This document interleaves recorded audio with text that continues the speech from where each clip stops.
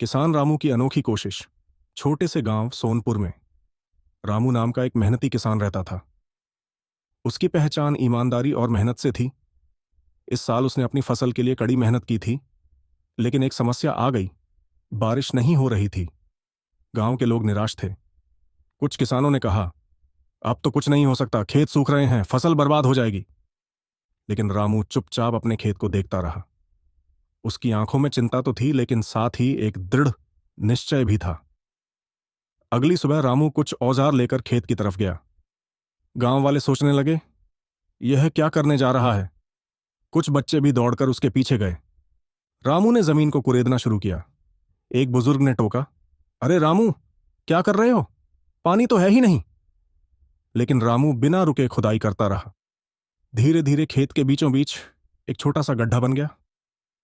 फिर उसने गांव के तालाब से पानी लाकर उसमें डालना शुरू किया। यह देखकर गांव वाले हैरान रह गए। क्या सिर्फ इतने पानी से फसल बच पाएगी?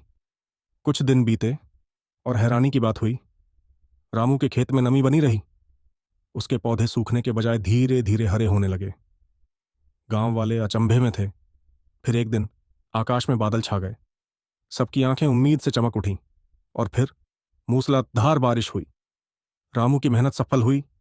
उसकी फसल पूरे गांव में सबसे अच्छी हुई। गांव के लोग रामू के पास आए और बोले, भाई, हमें भी सिखाओ कि मुश्किलों में हार नहीं माननी चाहिए।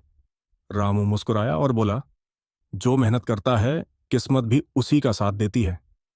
उस दिन से गांव के सभी किसान मेहनत करने लगे और सोनपुर फिर से खुशहाल हो गया। शिक्षा, मेहनत, धैर्य और हिम्मत से नामुमकिन को भी मुमकिन बनाया जा सकता है। बहुत